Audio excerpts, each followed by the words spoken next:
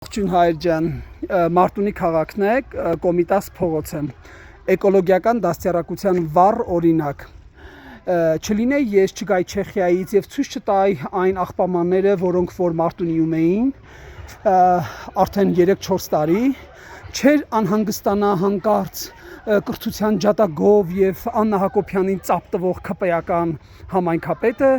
և հանկարծ որոշեր, որ պետք է բերեին էկոլոգիական ուրեմն ինչեր պլաստմասե տարաներ, բայց այս մարդիկ այնքան հեռու են կրթությունից, շրջակա միջավայրի հասկացությունից, որքան ասենք ես այս րոպեին Ճապոնիայի Ֆուջիամա սարից։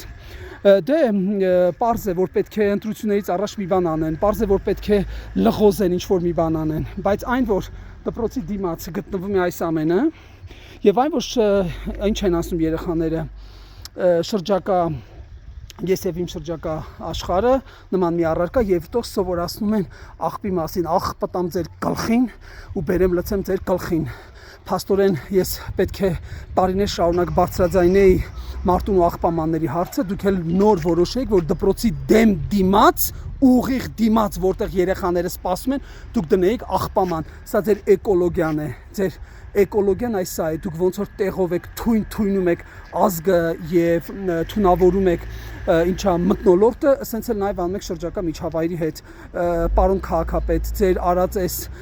այսպես ասած էկոլոգիական մոտեցումը ոչ մի արժեք չունի, որովհետև ես չեմ մոռացել և չեմ մոռանա, ինչպես նաև այդ մասին նոյեմբեր ամսին, երբ Չեխիայում էին նամակ եմ ուղարկել Եվրոպարլամենտ, ինչպես էր մարդ ուղարկել իմ հետևից և ինձ սպառնում էիր ինձ, ասեմ իմացի, հեսա այսօր արդեն քեզ կտեղեկացնեն հնգեր քաղաքապետ դու և քո ուղարկած մանկլավիկի ուրեմն արտակի հետ, սպասեք և մի օր դու կտեսնեք էկոլոգիական պատասխան ինձանից։